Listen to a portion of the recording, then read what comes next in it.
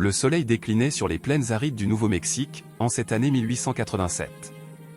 La poussière rouge s'élevait en tourbillon derrière les sabots du cheval de Jacques Harlan, un cow-boy solitaire qui rentrait à son ranch après une longue journée de garde de bétail. Le vent chaud charriait l'odeur de la sauge et du cuir tanné. Jacques, un homme de 35 ans aux épaules larges et au visage buriné par le soleil, portait un chapeau usé et un revolver à la ceinture. Son ranch, un modeste ensemble de bâtiments en bois, se dressait au milieu de nulle part, entouré de cactus et de rochers érodés. Ce soir-là, alors qu'il approchait de la grange, un bruit suspect l'alerta. Un froissement, comme si quelque chose se déplaçait à l'intérieur. Jacques descendit de cheval, la main sur la crosse de son colt. Il poussa la porte grinçante et alluma une lanterne. La lumière vacillante révéla deux silhouettes recroquevillées dans un coin, derrière des bottes de foin. Une vieille femme apache, les cheveux gris emmêlés, le visage creusé par la faim, et une jeune fille, sa fille sans doute, aux yeux noirs effrayés. Elles étaient maigres comme des spectres, leurs vêtements en haillons, tachés de poussière et de sang séché. « Qui êtes-vous » grogna Jacques en anglais, puis, se rappelant les langues des tribus voisines, il répéta en espagnol mêlé d'apache qu'il avait appris lors de ses voyages, « Quién sont ?» La vieille femme leva une main tremblante. « Ne nous tuez pas, ombre blanco. Nous mourrons de faim. » Jacques les observa. Il connaissait les Apaches des guerriers farouches, chassés de leurs terres par l'armée et les colons. Des rumeurs parlaient de bandes en fuite après des escarmouches avec les soldats. Ces deux-là n'avaient rien de menaçant, elles semblaient à bout de force. La jeune fille, qui ne devait pas avoir plus de 16 ans, serrait un couteau primitif, mais ses mains tremblaient trop pour l'utiliser. Jacques hésita. La loi des frontiers était dure, on ne laissait pas les Indiens rôder près des ranchs. Mais quelque chose en lui, peut-être le souvenir de sa propre mère, morte de faim lors d'une traversée du Kansas, le retint. « Restez là. Je reviens. » Il sortit, sella son cheval et partit vers la maison. Dans la cuisine rudimentaire, il prépara un sac, du pain dur, du jerky, des haricots secs et une gourde d'eau. À son retour, les deux femmes n'avaient pas bougé.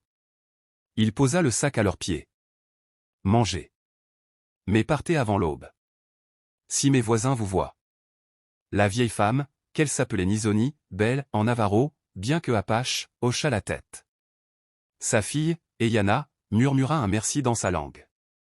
Elles dévorèrent la nourriture comme des loups affamés. Jacques s'assit sur une botte de foin, les observant. « Comment êtes-vous arrivé ici » Nizoni raconta d'une voix rauque. Leur clan avait été attaqué par des soldats près de la rivière Gila. Les hommes étaient morts ou capturés. Elles avaient fui à travers les montagnes, évitant les patrouilles.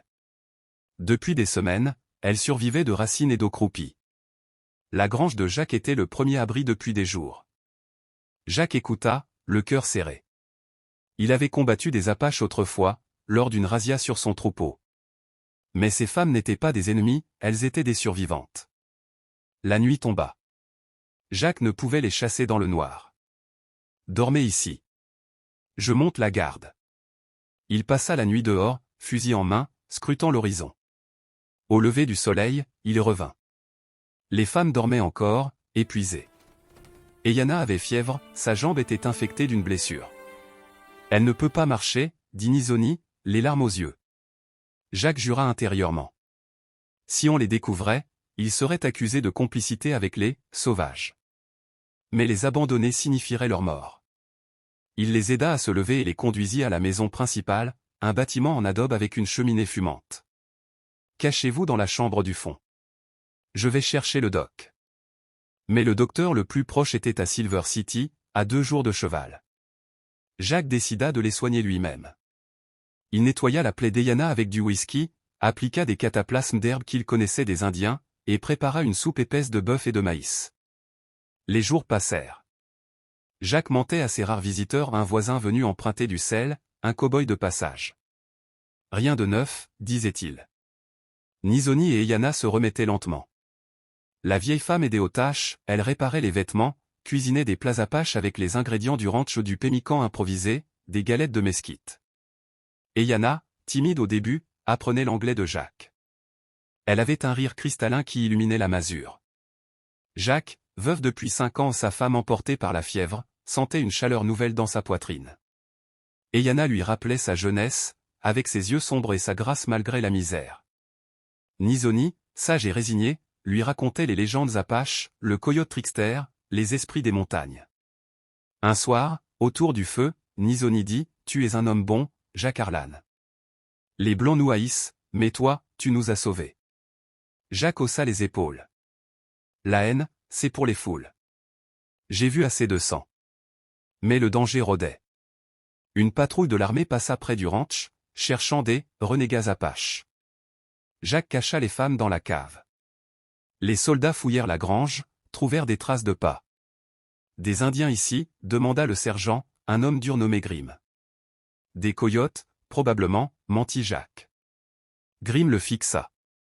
On dit qu'il y a une vieille squaw et une fille en fuite. Prime de $50. Jack serra les dents. Pas vu. Les soldats partirent, mais Jack savait que le temps pressait. Il devait les faire partir. Pourtant, Eyanna guérit, une complicité s'était installée. Une nuit, sous les étoiles, Jack et Eyanna marchèrent jusqu'au corral. Elle toucha sa main. « Merci, cow-boy. Tu es comme un père, ou plus. » Jack rougit. « T'es jeune, petite. Et moi, un vieux bouc. » Mais leurs lèvres se rencontrèrent, un baiser timide, chargé de désespoir et d'espoir. Nizoni les vit et sourit tristement. Le destin tisse ses fils. Mais les Blancs et les Apaches, c'est la guerre. Le lendemain, des coups de feu retentirent au loin. Une bande de ranchers, alertés par Grimm, approchait. Ils avaient vu de la fumée et Jack avait allumé un feu pour cuire. « Fuyez !» cria Jack, armant son Winchester. Nizoni et Eyanna montèrent sur des chevaux. Jack les couvrit, tirant sur les assaillants. Un homme tomba, puis un autre. Grimm visa Jack, le touchant à l'épaule. Eyanna revint, couteau en main, et planta sa lame dans le dos de Grimm. KO. Les ranchers, effrayés par la squaw furieuse, battirent en retraite. Jack, ensanglanté, s'effondra. Nizoni pansa sa plaie avec des herbes sacrées. « Tu vivras, homme blanc. » Ils décidèrent de partir ensemble. Jack vendit son troupeau à un voisin de confiance, emporta l'essentiel. Ils chevauchèrent vers le nord, vers les terres Navajo où des parents de Nizoni vivaient encore. En route, ils affrontèrent des tempêtes de sable, des bandits mexicains. Jack apprit l'Apache, Eyanna, l'anglais parfait. Nizoni devint la grand-mère du foyer naissant. Des mois plus tard, dans une vallée cachée des montagnes rocheuses, ils bâtirent un nouveau ranch. Jack et Eyanna se marièrent selon les rites apaches à un échange de couvertures, des champs sous la lune. Nizoni bénit l'union. Les années passèrent. Le ranch prospéra, bétail, chevaux, un potager irrigué par une source. Des enfants naquirent mi-blancs, mi-apaches, avec les yeux de leur mère et la force de leur père. Mais l'histoire ne s'arrêta pas là. En 1890, Geronimo se rendit, marquant la fin des guerres apaches. Jack, devenu un pont entre deux mondes, aida des familles indiennes à s'installer légalement. Un jour, un vieux Grimm, boiteux et repentant, vint au ranch. J'étais un fool. La haine m'aveuglait. Jack lui offrit du café. Le passé est poussière. Viens, mange. Ainsi, du fond d'une grange poussiéreuse naquit une légende, celle du cow-boy qui sauva une Apache et trouva l'amour au-delà des frontières.